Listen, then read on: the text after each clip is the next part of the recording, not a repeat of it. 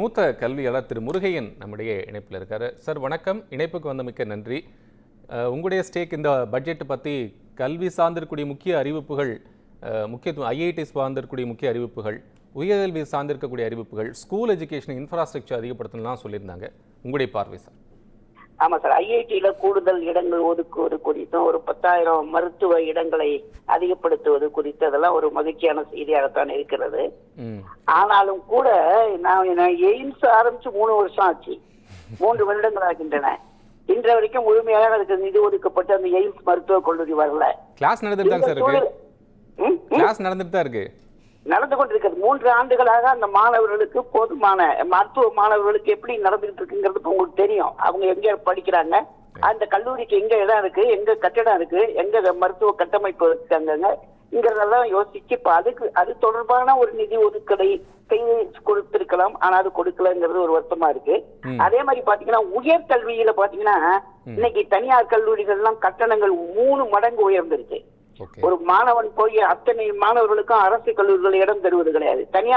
தனியார் கல்லூரிகள், இவன் கலை கல்லூரிகள்ல கூட அந்த மாதிரி இந்த எப்படி பள்ளிக்கூடத்துல இலவச கல்வியை 12வது வரைக்கும் கொடுக்கறது மாதிரி கல்லூரியிலையும் ஒரு குறிப்பிட்ட சதவீதமாவது இலவச கல்வி அளிப்பதற்கான ஒரு வாய்ப்பை ஏற்படுத்தி தருமாறு அந்த கல்லூரிகளுக்கு இப்ப எப்படி நம்ம இந்த 2009 கட்டாய கல்வி உரிமை சட்டத்துல 25% மாணவர்களை அட்மிட் பண்ற மாதிரி கல்லூரிகளே அது கொண்டு வந்திருக்கலாம். அந்த பட்ஜெட்ல எதிர்பார்த்தோம், அது இல்லைங்கிறது ரொம்ப வருத்தமா இருக்கு சார். உயர்கல்வியிலும் ஏழைகள் படிப்பதற்கான வாய்ப்பை ஏற்படுத்துவதாக ஒரு அறிவிப்பு இருக்கும்னு நினைச்சோம், அது இல்ல. 2வது பாத்தீங்கன்னா இந்த சில பட்ஜெட்ல சில துறைகளுக்கு எல்லாம் பாத்தீங்கன்னா மாநில வாரியா ஒதுக்கியிருக்காங்க. பீகாருக்கு ஒதுக்கியிருக்காங்க குறிப்பிட்ட ஒரு துறைக்காக.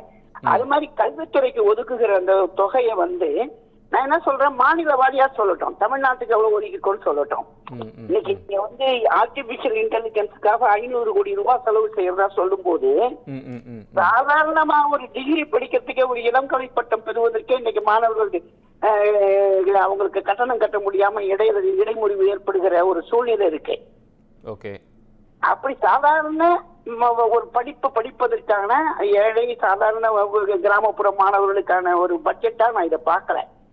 ஏதோ நம்ம ரொம்ப முன்னேறி போயிட்டது மாதிரியும் எல்லாருக்கும் படிப்பு கிடைச்சது மாதிரியும் இப்போ ஆர்டிபிஷியல் இன்டெலிஜென்ஸ் பத்தியும் ஐஐடி பத்தியும் நான் இது மறுப்பு சொல்லலை. அதெல்லாம் போட்டு உயர்கல்வி ஆராய்ச்சி படிப்பு முக்கியத்துவம் கொடுக்க வேண்டியது மிக முக்கியமாக இருந்தாலும் கூட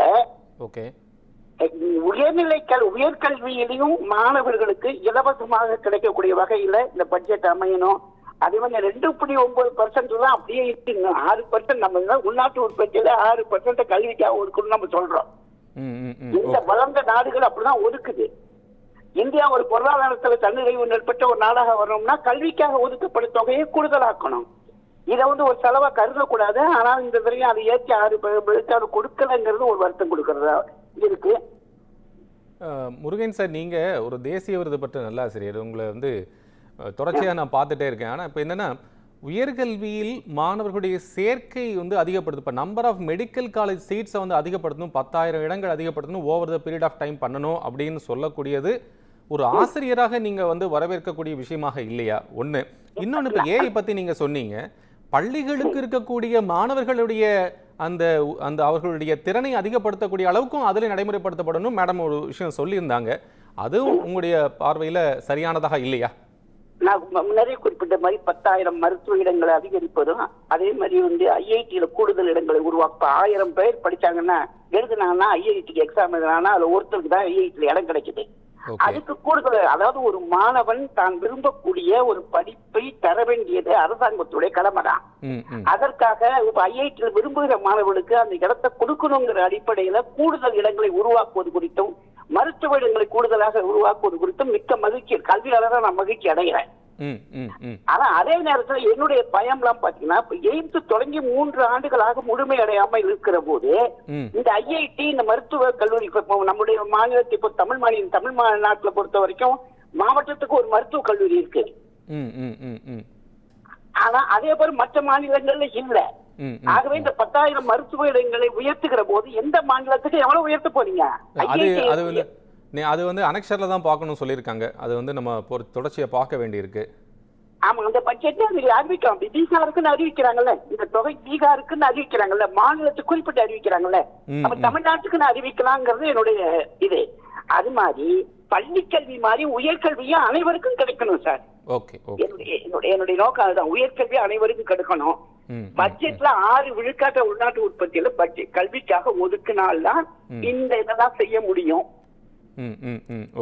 அதையும் இந்த நம்ம தொடர்ந்து சொல்லிட்டு இருக்கிறது. நீங்க 6 விழுக்காடுங்கிறது இன்னைக்கு சொல்றது இல்ல, ஒரு பட்ஜெட் வரும்போது எல்லா கல்வியாளர்களும் பொருளாதாரத்தில் உள்ளவங்க எல்லாருமே சொல்றாங்க. அதை ஏன் செய்ய மாட்டேங்கிறாங்க?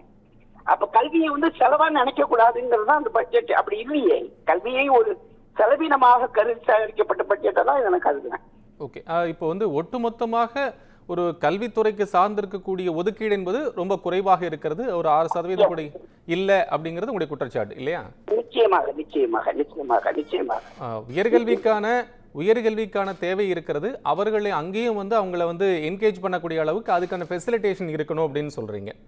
ஆமா, அந்த கட்டாய கல்வி உரிமை சட்டம் எப்படி பள்ளிக்கூடத்தில் இருக்கோ அது மாதிரி சாதாரண ஏழை மாணவர்கள் உயர்கல்வி இலவசமாக படிக்கணுங்கிறதுக்கு அதற்கான நிதி ஒதுக்கி இந்த தனியார் கல்லூரிகளுக்கு கொடுத்து அதை சரி பண்ணணும். எல்லாருக்கும் படிப்பு கிடைக்கணும். நன்றி நன்றி முருகன் சார். கல்வி கிடைக்கணுங்கிறது என்னுடைய நோக்கம். நன்றி நன்றி, வணக்கம்.